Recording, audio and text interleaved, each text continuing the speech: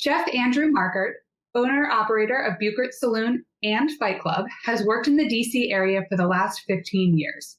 During the pandemic, he opened the new and very popular Fight Club, an off-center and on-point sandwich concept operating as a pop-up inside Beuchert Saloon. Over to you, Chef Andrew. Hey, thank you so much for the introduction. Hey everybody, how's it going? Chef Andrew, we're here in our former Beuchert's dining room here. I'm going to go through two of our sandwiches today, which you should have the printouts of there. First, we're going to start with the BLT, highlighting some seasonal tomatoes, lettuces, and we're going to make pork belly into bacon. Thought this would be a fun project for everyone to kind of possibly make at home one day. You can also just buy a nice black pepper bacon if you're into that. So when I look for bacon, I try and find something that's going to have some good marbling, some good fat, as well as a good portion of meat in it as well, much like you would at the grocery store. This is pretty simple. This is going to be our mixture that we make. So this is going to have the black pepper, honey, thyme, salt, dextrose, or regular sugar if you prefer. We also have our pink salt in there, which is a cured salt or salt hydrate. And with that, we're just going to do a nice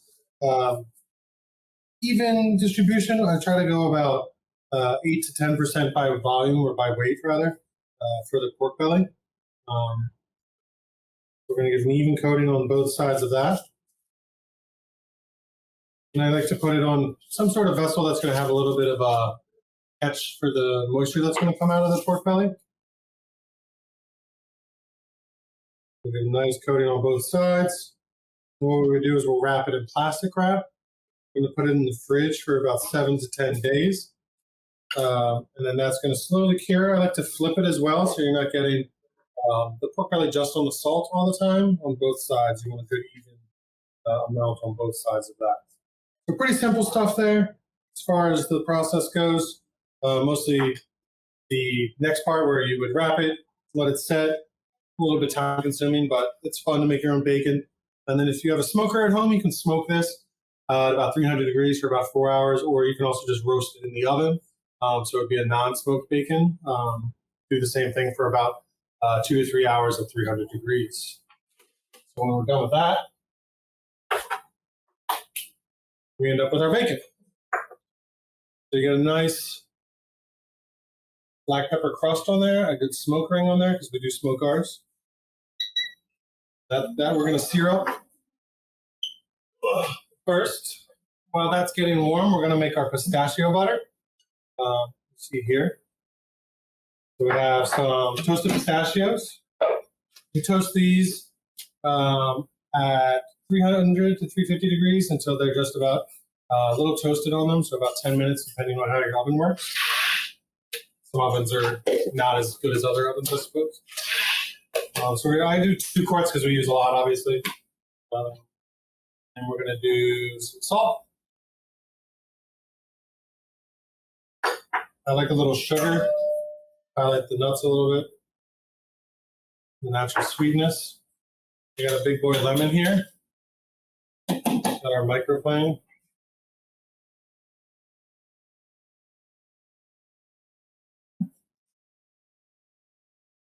I kind of use it like a peeler almost, where I bring it down. I know some people go across the top.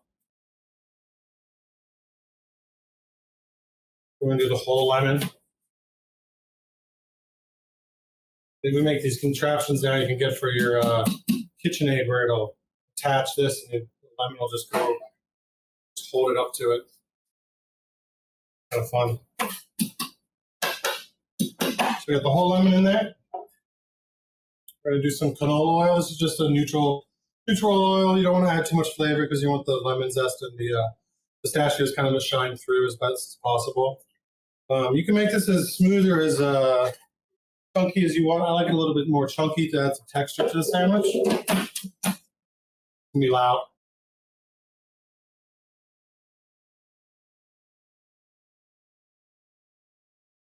Cool. So then that's all done, we got our product now. This is going to be pretty chunky, as like I said. You can kind of see, kind of thick, pretty chunky, not like your normal kind of nut butter. Then we always store all of our things in quart containers. So yeah, that's our nut butter. Pretty fun. Next up, we'll work on our sandwich. We got our pan getting hot over here. We hit it with a little bit of oil for our bacon. So for when we make our BLT here, we normally do about 4 to 5 big slices of bacon. We like to get the thick cut so it really has some nice texture in the sandwich as well. You can really taste all that black pepper. We're going to sear that real nicely. And a touch more oil.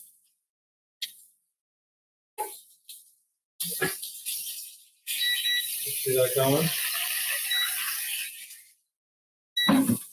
While that's searing, I'm going to start making our assembly of our sandwich. So we got our toasted sourdough here. We use a nice sourdough loaf. We use a free-form loaf. You can also get the standard loaves. I like the free-form. It looks a little bit more rustic for this, especially since we're making our own bacon and such. So again, we have our pistachio butter. So I like to do the pistachio butter on one side of the sandwich.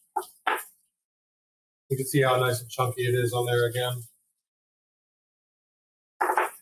Spread that evenly across.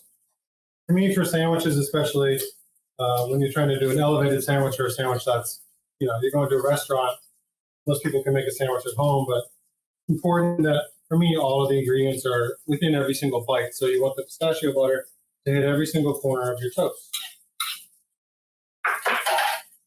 And then we have, this is our brown butter mayo, but you can also just use regular mayo. We basically make our house-made mayo. We do a split base of brown butter and canola oil. Just gives a little bit more richness, but I'm also a big fan of Duke's mayo, so Hellman's is fine, but I'm more of a Duke's fan, I suppose. Again, all the way to the edge on that. So you're getting that in every single bite. Come back over here and check on our bacon. Sear it up nicely. This isn't going to cook quite like normal bacon would be because the curing process is a little bit more delicate. So it does come across more like a pork belly almost, or like a roasted pork belly, as opposed to like that crunchy bacon. But you can see the color coming across there nicely. While that's going, we got our nice gorgeous heirloom tomatoes. We got a couple different varietals here. This is a purple Cherokee. I think they call this one an ugly. It's got the weird little funky ridges on it. And then just a golden boy. These are more of my favorite ones. I like the golden color of them. And since we're trying to highlight these tomatoes, we're going to do really thick slices. Much like you would like a nice summer salad at the beach, something like that. Really getting those thick slices there. So we're going to do about 2 of those. And I like to season my tomatoes. Always seasoning your food. A little salt, a little pepper on there. Boom. And you can mix and match too if you want a little bit of red one, a little bit of yellow one. Give it some color. And here we have a nice butterhead lettuce. You can also use more traditional like iceberg lettuce or something along those lines. I like the butter lettuce. It has a little bit more flavor to it. You still kind of get that shredded consistency because it does have those nice tight formations of the leaves in the middle there, like you would find with the iceberg. It does have that nice water content as well, so it does have a nice crispness to it, which is what we're looking for in our sandwich. Texture always being important. So we're going to try and slice it super thin, as we call it shredded lettuce. We like to be funny at Fight Club, so we call it shreddus.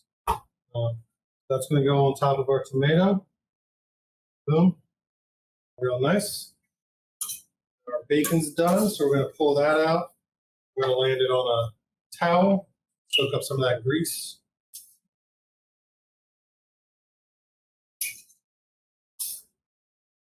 There we go. That's going to go right on our sandwich.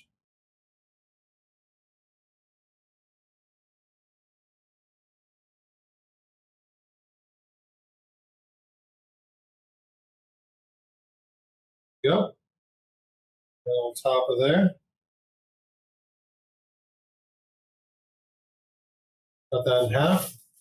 You can leave it whole if you want. I also like to add a fried egg, kind of give it another level. Put it over here.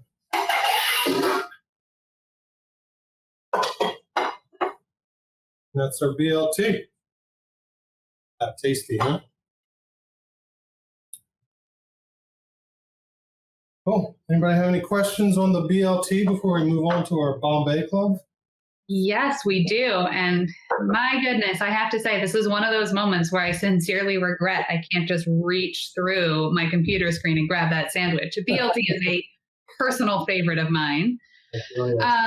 So speaking of the bacon, if you were to cure your own pork belly, is there a particular strategy for slicing it so that you get nice, neat slices? We do it by hand. And just try and break it down. Obviously, you can get a larger piece.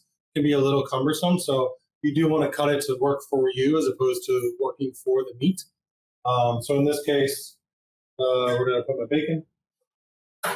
So in this case, for this one, you could just cut it down the middle, and it'll be pretty easy. If that's too cumbersome for you, you could split it down the middle again, or cut it in smaller strips, and then cut it into smaller pieces by hand. It is meant to be a little bit more on the rustic side, so whatever slices you get, I wouldn't try to be like as thin as like you would get at a grocery store, or even as thick as the thick cut they have. I like to go even thicker than that, about a quarter inch or a little under that. Are there any other nuts that would work well for the nut butter in this sandwich? For sure. Almond butter would be fine. You could do a hazelnut butter, be a little bit more fruity. Would go nice with the black pepper bacon as well.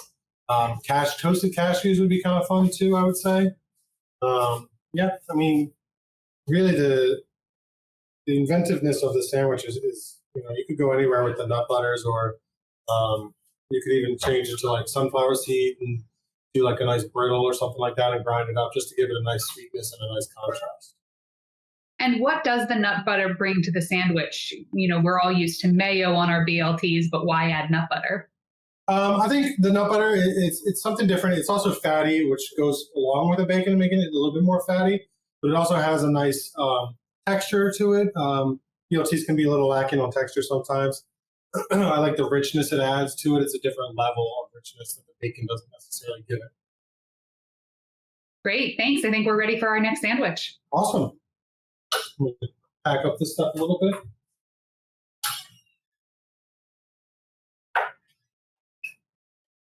All right. So next up, we're going to work on our Bombay Club. So I have here is a half hotel pan. You could use something smaller. Obviously, we normally do full hotel pans. So obviously, we're a restaurant, so we do a lot more quantities.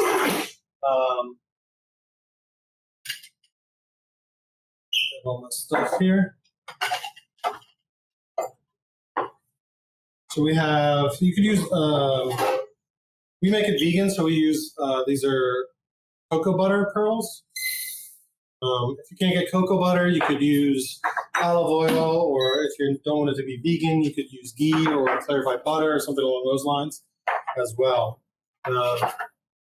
But again, we're trying to make it vegan, so we're going to use cocoa butter here. We're just going to lightly melt that. While we wait on that, we're going to get together our ingredients for our gratin, which is really the chata potatoes, which is really the base of the whole sandwich. So this is going to be where a lot of the flavors are imparted. The other components to it are more like complementary flavors. So we have our Yukons and we have our purple potatoes. So purple sweet potatoes, Yukon potatoes. Again, I slice them pretty thick. You can do this with a mandolin. We use a RoboCoupe attachment that just automatically slices it. So we're going to mix those in a bowl. We try to do like a good 50-50 blend on this. And this highlights some of the potatoes of the season. You can use regular sweet potatoes as well if you can't find purple sweet potatoes. I just like to add the color contrast. I think it's fun, and I really enjoy purple sweet potatoes. It's a big ingredient in Filipino cuisine as well. I traveled to the Philippines in 2017.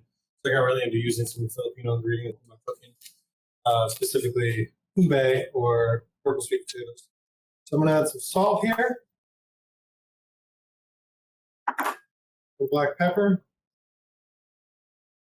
And then we have our chopped masala, our spice blend here, mostly cumin, paprika, garlic. You can probably find this in the store. If not, there's a million and one recipes online for it. Go pretty heavy with that because the potato can be a little bland. But again, we want that to be the main feature of this sandwich. A little bit about the Bombay Club. It's originally a Indian street fair. Normally comes with boiled potatoes that are then mashed. So this is our little twist on it by making the potato gratin, a little bit more French style, but with more of a twist. As gratins would normally have like eggs or cream or things like that. So once we melt the cocoa butter, you can see it's basically like melted butter or like a warm olive oil. So we're going to pour that in there. This is going to give it a nice ability to hold together too, especially once it cooks and then cools. It's going to become pretty much like a solid block. I have one over here. We'll show you after we start to assemble this. So we toss this all together. You can get in there with your hands, mix it all up. Make sure you get a nice even coating, all those seasonings, all those nice warming spices with the chopped masala, the cumin in there as well. You can see as it starts to cool, the cocoa butter is kind of coating the potatoes there, seasoning the spices to it. So the next, a little oil. You can do the cocoa butter in here too. Give it a nice spread around. Oiling the pan essentially. You also put a little parchment down there to give it an extra level of not stick. So basically, we're just going to layer these across. You can mix and match. It doesn't have to be exact. If you wanted to do perfect layers, you could make it really cool. The purple potatoes will bleed a little bit into the other potato, so you will get a little contrast of color, but as well it'll come across pretty purple in the end, which I find really fun. People don't always expect to see purple sweet potatoes, and the color in the sandwich is really bright and vibrant. So yeah, just like that, layering it across. So do that all the way across. And then we go 3 levels high, essentially. I'm not going to do the whole thing, but just so you guys get the idea.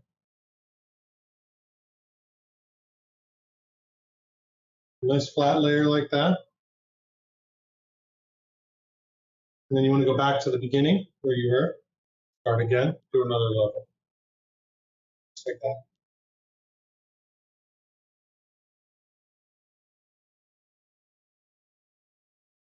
Pretty cool. When you're all done with that, what we're going to do is we'll wrap it with plastic wrap. And then we're going to wrap it with aluminum foil. We're going to bake it in the oven for about an hour, maybe a little over, 350 degrees. And then when it comes out, we like to press it so that the sandwiches or the potatoes all smash together. That starch really seizes up. And then when that's all done, we end up with this, which is our potato gratin cake. You can see how the color purple is really there, comes through really nicely. Bottom or there. Next step for us for this sandwich is we're going to sear the potato cake in this gigantor pan.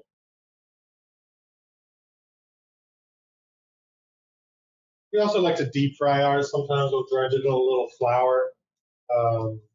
With some of the chopped masala in there as well. For this one, just for home use, you can pan sear it, or if you have like an air fryer at home, I know those are very popular, that would work as well.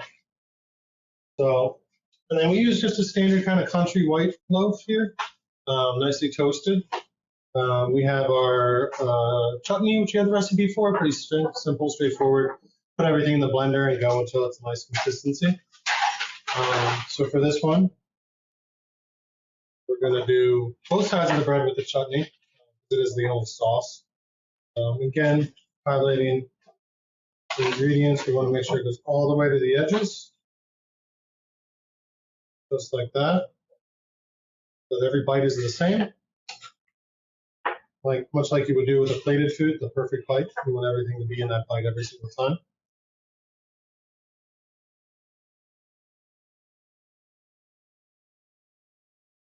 we go.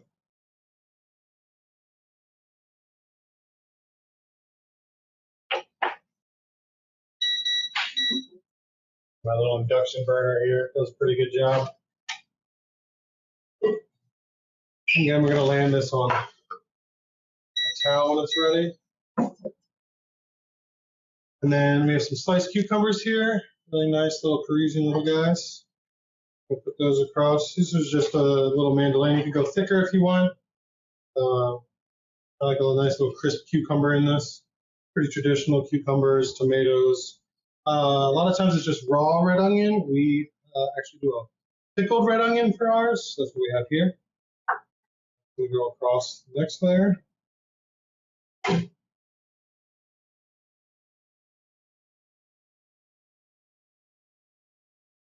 And then optionally, but we have them right here, so we'll use a nice slice of a couple tomatoes here. Use the red Cherokee just because mix it up a little bit. This one I'll do a little bit thinner than we would for the BLT because we're not necessarily trying to highlight the tomato. We're trying to highlight the potatoes and the flavors in that. Again, I always like to season my tomatoes with some salt and pepper. And then as well, we'll season the potatoes on both sides. Seasoning is always very important. Obviously, if you have any allergies or anything, you need to watch your salt intake. That's on you. We're going to get that in there. We're going to give it a little press so we get a nice even sear on that. Cool. And then while we're waiting on that, if you want to do any more questions right now, pretty much straightforward at this point. Just going to sear it on both sides. Then we can finish up our sandwich. Yes, please talk to us about plastic wrap in the oven. Makes me nervous, makes people in the chat nervous. Tell us what's up with that. Yeah, I mean, it's definitely something I've been doing my entire career, essentially. I guess it's a misconception that the plastic wrap will melt in the oven, which it will if you do it at too hot of a temperature. For the potatoes in particular, and when you're wrapping things in aluminum foil, if the oven's too hot, the foil can sear to whatever you're making. So you want to have a protective barrier between itself and the foil, especially for long time cooking, like braises and things of that nature. You want to give a protective barrier with the plastic wrap. And especially if you're at like 300 or 325 or 375 even, the plastic wrap isn't going to necessarily melt. If it does, it'll mostly just become like shrink wrap, kind of sear it together. Even when I do like creme brulees in the oven, I'll put them in like the hotel pan that we put our potatoes in, water level, and then I'll wrap that just in plastic, no foil. We normally do that at like 300 to 275 for that. But yeah, it's basically so you can create a level of protection between the foil and the food that you're making. Metal will sear if given the right temperature to the food. Makes sense. That opens up so many new avenues for cooking at home. Professional cooks. Yes. If you were worried mostly about sticking, could you try using a nonstick foil instead? Yeah, I suppose you could. I still don't necessarily trust it because metal is metal and metal is conductive for heat, so it could still potentially sear to your food. And plastic wrap's cheap, so I would say why risk it? Because basically, if it does sear to the food, obviously you can just cut it off, but then you are going to be losing the product or potentially not finding it all in the food, or it could be a little bit more dangerous. You don't want to eat metal necessarily. Good point. I definitely do not want to eat metal. When you talk about pressing the potatoes after they come out of the oven, how do you actually do that? So normally we'll do like a gallon of vinegar and another pan that's similar on top. Even a piece of cardboard would work. And then just something heavy, gallon of milk. Maybe not milk because it's hot, but anything kind of heavy, high weights would even work. That's just going to help compress the starches of the potatoes, create a more formed cake. And one more question about the plastic wrap. Is there any specific type that you need to use, or is it just generally available plastic wrap will work? Most general plastic wrap should work. You might want to do like 2 or 3 layers to it as opposed to just one. We do use like a professional grade, I suppose. So it could be a little bit thicker. But yeah, just about any plastic wrap in theory should work. Maybe not like those cling wrap special ones that are like, I don't know what's in those and how those work, so that might be a little bit different. And I would imagine that a sandwich maker is pretty serious about their bread. Can you tell us a little bit about how you select breads for different sandwiches or for use in the restaurant? For sure. So we use a local commercial bakery called Uptown. They have a good array of breads, not as many as they used to before the pandemic, but specifically I still can't get marble rye, and it kills me to this day, or pumpernickel, hand in hand, I suppose. But I like to look at shape of bread. We normally do a more thicker slice of bread depending on what we're using. Obviously, if there's a lot of ingredients in there, you want the bread to be thick enough to hold the ingredients on the sandwich properly, give you a good flavor. That's why we use sourdough or rye, depending on the sandwich. This one, we want to keep it kind of neutral because we do want the spices in the chutney and the flavor of the potato cake to shine through. So we don't want to use any bread that's going to like overly influence that. But yeah, depending on the sandwich, depending on the ingredients we're using, will definitely depend on the shape, style, and flavor of the bread that we're looking at. Yeah, that's pretty much it, I think. Great, thank you. So yeah, we've seared the potato cake now. Got some pretty good color on it. A nice crispy texture to it. The inside's going to be soft and pillowy. And then we're just going to finish it off with the top layer of bread. Cut that in half as well.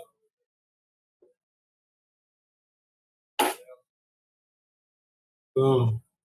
You can see all the little layers of potatoes and tomatoes and cucumbers and onions and the chutney there.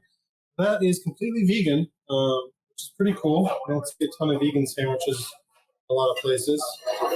It's become one of our more popular ones for sure. We do have an array of vegetarian sandwiches that people like. Cool. What about a beverage to wash all of this down? Yeah, let me introduce you to our beverage director, Mackenzie Conway. He's a world of knowledge and a good friend of mine as well. He's going to come make our Sad Boys tea, so I will duck out and I'll be back afterwards to answer any follow-up questions. Hi, y'all. Thanks for having me. I'm just going to step off real quick to grab some of the last few ingredients for our cocktail go with Chef's Summer Food. Hey, y'all. As Chef said, I'm Mackenzie Conway. I'm the beverage director here, and I'm going to show you guys how to make a really awesome, really refreshing, very, very easy, essentially spiked iced tea, or kind of half and half to go along with some like very easy patio eating food. The prep is very simple and straightforward. We use a blend of Earl Grey tea that's been chilled, as well as a passion fruit black tea that's been chilled as well. You can use mango, or honestly, you could just use a classic black tea as well. We just think it brings a little bit more to the table with the passion fruit. Always follow the instructions on steep time, so like how to prepare the tea. Classically, Earl Grey, which is a black tea that's been spiced with the zest and oils from bergamot citrus, which is like a very kind of like floral, piney note to it. Typically, that's about a 4-minute steep time for a 6-ounce cup of tea. And for this drink, we're going to be using it in a 3-ounce measurement. So it'll be essentially for every bag of Earl Grey you use, it'll be 2 servings. So you can either double fist or you can enjoy with a friend. We also have a minced syrup. This is very straightforward. It's a minced simple syrup. So simple syrup is just the combination of equal parts sugar and water. And whenever you're using like a fresh herb, whether it's mint or rosemary or hyssop, thyme, anything like that, what you want to do is bring a simple syrup to a boil, cut off the heat, throw in some of those fresh herbs, and that way your syrup doesn't taste like cooked mint or cooked basil or cooked rosemary. It still maintains that really bright, fresh, aromatic note to it. And this is the recipe that's been provided, by the way. Multiply it. It works great as a punch bowl, but we'll show you how to make an individual amount. So we blend about 3 ounces of a chilled Earl Grey. And I like to start with one of the teas. When I put the booze in, it's not kind of layered like citrus, booze, and tea. So we have a little base for the other fluids to mix in with. So that's 3 ounces of a chilled Earl Grey. We're going to do 1.5 ounces of syrup. That's only because we're going to be doing 1.5 ounces of vodka as well. If you were going to make this non-alcoholic, I would draw that sweetener way back, probably down to equal parts with your citrus. So now I'm going to add my vodka as well, just 1.5 ounces. There we go. Now, a big key thing for pretty much any drink you make is always try and use the freshest citrus possible. So I'm just going to cut a lemon in half. And what's great about this is if I don't use the other half of the lemon, I can always use it for a garnish, because while this is a really easy drink, if you spruce it up a little bit for your friends on a backyard patio thing, everyone oohs and ahs, and it's like a really easy thing to do. So I'm just going to juice 1/2 ounce of lemon juice. Add that in as well. That guy away. So in here I have my 3 ounces of Earl Grey, 1.5 ounces of a mint simple syrup, 1.5 ounces of vodka, 1/2 ounce of lemon juice just to brighten things up a little bit. And then I'm going to do 5.5 ounces of my passion fruit. And the cool thing about this is if you put this all together the morning of like a barbecue, right? You just put it in the fridge. Because the tea is diluted with water, you don't have to worry about shaking or diluting or stirring or adding ice to it. When we're adding ice, we're really just trying to keep it as cold as possible. So I'm just going to add a few ice cubes to this. And honestly, you can stir this with a fancy bar spoon, or you can have the guests stir it with the straw you provide them. So I'm just going to give it a quick stir just to make sure all the ingredients are incorporated together. And this is where just a little bit of decor will make everything look really pretty. I'm just going to slide in a lemon wheel on the side of the glass, allowing the ice to kind of push it up against the side. Let me get this a little closer for you guys. There you go. And then because we have mint in there, rosemary would work beautifully, especially if you use gin instead. But I'm just going to smack in. Whenever you use fresh mint, just try and, you don't want to bruise it or smash it because that releases chlorophyll and kind of gives it bitter note. So you just want to lightly smack it, releasing some of those menthol qualities. Then we add our straw. It's a little tall. And now you have kind of a fancy summertime drink you can enjoy on your back patio. The one thing I did want to say, because I'm a history nerd, is I think a lot of people think that spiked teas and spiked lemonades are a relatively new thing, that came along with Mike's Hard Lemonade. This is an incredibly old style of drink. So when people talk about punches in the cocktail world or the drink world, these large format, we get that word from a Hindi word meaning 5, which is a punch. So essentially you have citrus or your lemon, you have heat, which would be your vodka, you have sweet, which would be your mint syrup, and traditionally you would add water and spices. So essentially what we've done is through a combination of different infused black teas, we've provided those spices and the dilution. So this is a style of drink that actually, dates back to 17th century. So this is, for your friends who try to look down their nose because you're enjoying a delicious summertime beverage, you can kind of bring up the fact that this is actually something that people have been drinking all over the world for 300-400 years. It's not just because John Daly started doing it on a golf course. But yeah, were there any questions? Did I do anything too fast? That was great. One question. In our recipe, in the PDF version of our recipe, it says 8 ounces of the tea mix, and we think you used 3 ounces. Which one's correct? Oh, I'm sorry. That would be a combination of both the tea blends. So I did 3 ounces and 5 ounces. So that's just a ratio that we use, that we've found happy blending 2 different styles of tea together. So like you might get a little bit of that like overly sweet, heavier passion fruit or mango if you were to use a mango black tea. And then the Earl Grey and those bergamot notes kind of brighten it up a little bit, go with the citrus and go with the mint really, really well. So I apologize. That 8 ounces is like the overall mixture between the two. Makes sense. Do you have a specific kind of mint that you prefer for this cocktail or for cocktails in general? For cocktails in general, because I'm behind the bar a lot, for me, chocolate mint, Jerusalem mint, and Kentucky Kernel are my 3 favorite. They're very aromatic, they're very pretty, and they're also very tough. They have very lively appearances to them. So those are my 3 favorites. The absolute best mint you can use is whatever happens to be growing in your backyard, right? So that's going to be the freshest, most aromatic. That's going to be your best thing. The last note I'll give on mint specifically is when you're storing mint, when you're keeping mint, keep it in a closed container in your fridge. If you're going to bring it out and use it for a garnish, or you're going to use it for anything else, what we do is shock the mint. So we'll put it upside down or stem up into a container with ice and water for about 20 minutes. And then when that's done, we'll remove it, dump out the ice water. And what you actually want to do is put in just above room temperature water and put the stalks down. And essentially what you're doing is making the mint uncomfortable. So it's tight, it's fresh, it's bouncy. When mint gets comfortable, it tends to relax and get kind of wilty. And while the flavor might still be there, the appearance and the aromatics for a cocktail might not come off. Great, thank you. That's fascinating. Thank you. Is there any other questions, comments?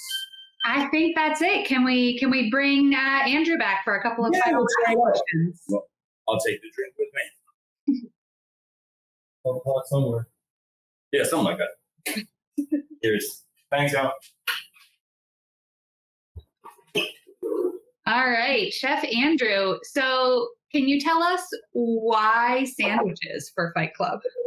Sure. I mean, I always grew up with sandwiches. I feel like a lot of people grew up with sandwiches, kind of being like a treat or like just a natural kind of lunch entity. So even like on our menu right now, we have the salami and slaw, which is kind of nostalgic for me because my dad used to always make us salami sandwiches, fried salami sandwiches. So his were a little bit different than mine, but like sandwiches has always been a nostalgia thing for me. Like the BLT, I always remember when we would visit my grandmother in Florida, there was a particular lunch shack on the beach that had BLTs that had like really nice crispy bacon, really, really well shredded lettuce.